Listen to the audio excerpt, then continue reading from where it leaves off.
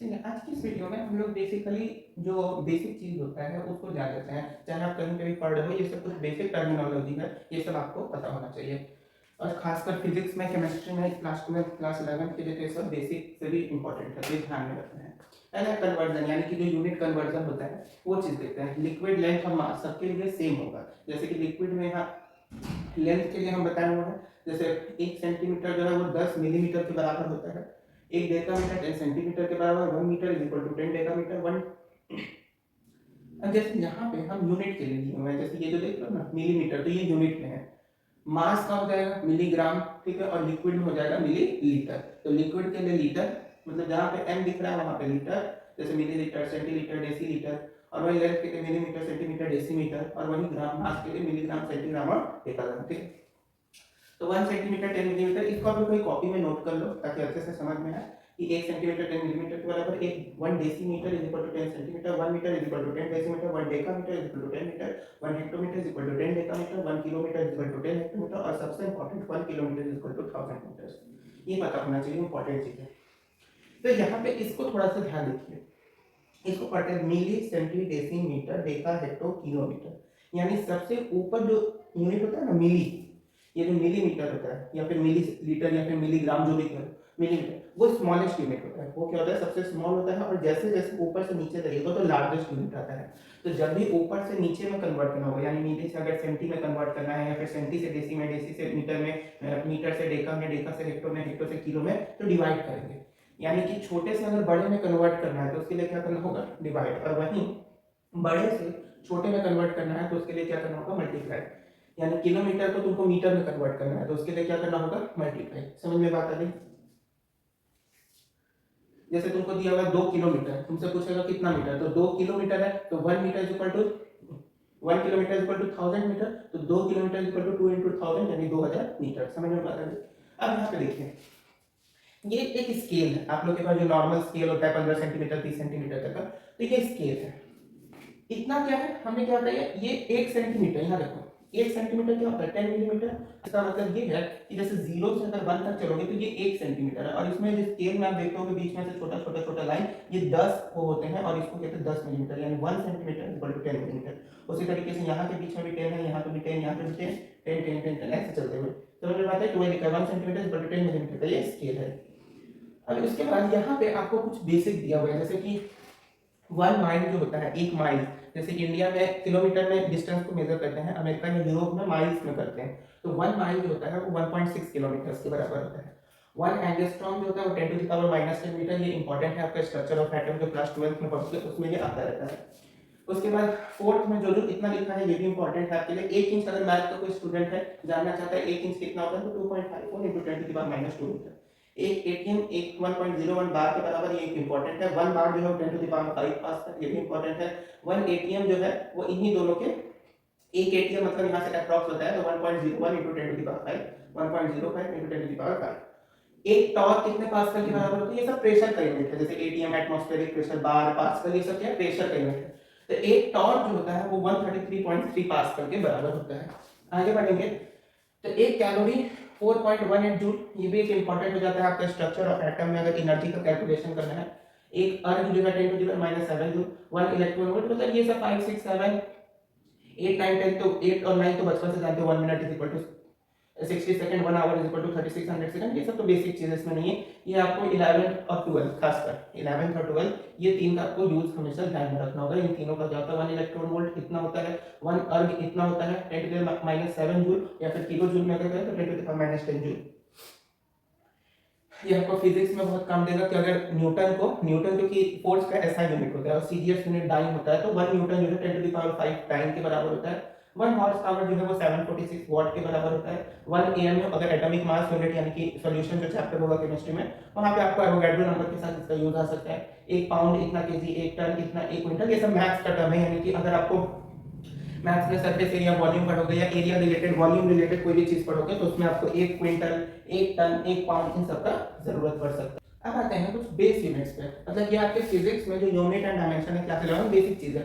मतलब यहाँ पे सिंपल बता के रहा है कि आपको टोटल 7 फिजिकल क्वांटिटीज होती हैं। टोटल कितना फिजिकल क्वांटिटीज होता है, 7। इस चीज को ध्यान में रखना है, खासकर क्लास 11 में जो लोग फिजिक्स लिए हुए हैं उनको फिजिक्स लेना कि फिजिक्स पे सबको लेना है, कंपलसरी है। तो उसमें ये तो पहले चैप्टर में है यूनिट एंड डायमेंशन, तो इसको ध्यान में रख लीजिएगा कि लेंथ का यूनिट जो होता है वो मीटर होता है, यानी मेन जो यूनिट होता है लेंथ का वो मीटर होता है, जिसका सिंबल जो है वो स्मॉल m होता है। मास का किलोग्राम होता है, जिसका सिंबल केजी। टाइम का सेकंड, और इसका ऐसा सिंबल भी सेकंड। देखिए टाइम जो होता है वो मात्र एक ऐसा फिजिकल क्वांटिटी है जिसका एसआई यूनिट भी सेकंड होता है और सीजीएस यूनिट भी सेकंड होता है। इस चीज को ध्यान में रखिएगा कि टाइम एक ऐसा फिजिकल क्वांटिटी है जिसका एसआई यूनिट भी सेकंड होता है और सीजीएस यूनिट भी सेकंड ही होता है। इसको स्मॉल एस से डिनोट करते हैं। Electric current ampere capital A से। टेम्परेचर का यूनिट जो होता है वो केल्विन होता है, सेल्सियस नहीं होता है। यूनिट क्या होता है? केल्विन होता है, जिसको कैपिटल के से डिनोट करते हैं। अमाउंट ऑफ सब्सटेंस, यानी कोई भी सब्सटेंस कितना मात्रा में है उसको मोल, मोलरिटी जो पढ़ते हो मोलरिटी, मोल कंसेप्ट तो बढ़िए MOLE मोल, और इसका S यूनिट में मोल होता है और इसी में से E हटा दो तो वो उसका सिंबल हो जाता है MOL मोल। लुमिनस इंटेंसिटी, ये भी आप लोगों को नहीं जानना है, इसको समझिए। लुमिनस इंटेंसिटी क्या होता है? तो कैंडेला, इसका यूनिट नेम कैंडेला होता है, जिसको CD, C कैपिटल C और स्मॉल d से, ये कैडमियम नहीं है, कैंडेला का सिंबल है। आगे आते हैं तो यहाँ पे आपको कुछ कुछ कॉन्स्टेंट्स दिखेंगे जो कि आपको खासकर फिजिक्स में और केमिस्ट्री में क्लास 11 12 में बहुत ज्यादा यूजफुल होते हैं।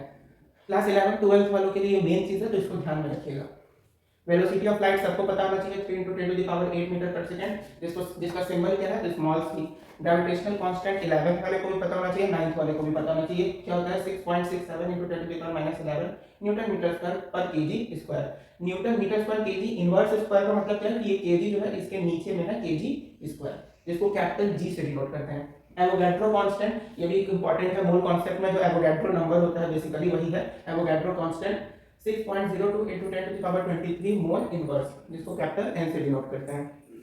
यहाँ देखते हैं अगला है प्लैंक्स कांस्टेंट, ये भी एक इंपॉर्टेंट है। आप लोग जब प्लैंक्स क्वांटम थ्योरी पढ़ोगे स्ट्रक्चर ऑफ एटम में क्लास 11th में, तो वहाँ पे ये इंपॉर्टेंट रहता है प्लैंक्स कांस्टेंट, जिसका वैल्यू होता है 6.63 × 10⁻34 जूल पर सेकंड। h इसका सिंबल होता है स्मॉल h। e हटाओ बोल्ट्जमैन कांस्टेंट।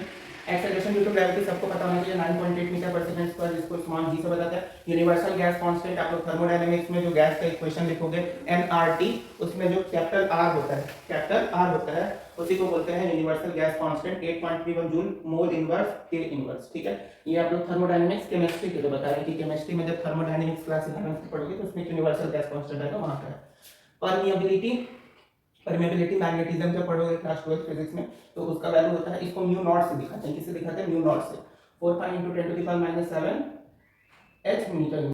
और परमिटिविटी जो होता है ये आप लोग क्लास 12 में ही इलेक्ट्रोस्टैटिक्स में फिजिक्स में पढ़िएगा, जिसको एप्सिलॉन नॉट, इसको बोलते हैं एप्सिलॉन नॉट, जिसका वैल्यू होता है 8.854। यहाँ पे 4 भी होता है, यहाँ पे केवल 2 डिजिट लिया तो 8.85 × 10⁻12।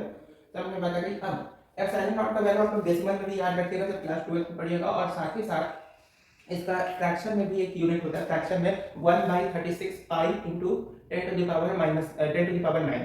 ठीक है, तो ये भी एक याद रखिएगा, फ्रैक्शन में इसका वैल्यू 1/36 पाई × 10⁻9।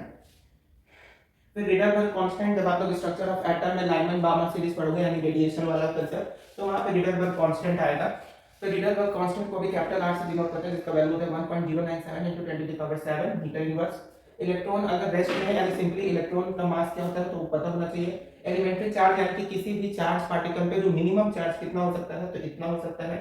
एटमॉस्फेरिक प्रेशर यानी ATM, एटमॉस्फेरिक प्रेशर पढ़ चुके हैं, इतना पास्कल का सोलवेंट बोलते हैं। रेस्ट मास ऑफ प्रोटॉन यानी प्रोटॉन को कितना मास होता है, 1.6 × 10⁻27। 1.67 बेसिकली 2 डिजिट, डेसिमल के बाद 2 डिजिट तक आप लोग को वैल्यू याद होना चाहिए। 1.67 × 10⁻27 kg। Rest mass of neutron 1.67 × 10⁻27 kg, यानी जितना प्रोटॉन का होता है लगभग, क्योंकि यहाँ पे देखो पॉइंट के बाद 672 है और इसमें पॉइंट का 674 है, तो अप्रॉक्सीमेट बोल सकते हैं कि प्रोटॉन और न्यूट्रॉन का मास जो है वो इक्वल होता है। मास ऑफ प्रोटॉन को m से दिखाते हैं, मास ऑफ न्यूट्रॉन को m से। एटमॉस्फेरिक प्रेशर वही ATM जो बोले। एलिमेंट्री चार्ज यानी मिनिमम चार्ज को ऐसे, मास ऑफ इलेक्ट्रॉन ऐसे। यहाँ पे सिंबल सब लिखा हुआ है, वो भी आपको ध्यान रखना है। तो इसमें आपको सारा याद होना चाहिए एक्सेप्ट 2, एक ये स्टीफेंस कांस्टेंट और उसके बाद ये बोल्ट्जमैन कांस्टेंट। तो ये 2 को छोड़कर बाकी इसमें जितना है वो सब आपको याद होना चाहिए। अगर किसी को स्क्रीनशॉट लेना है तो ले सकता है।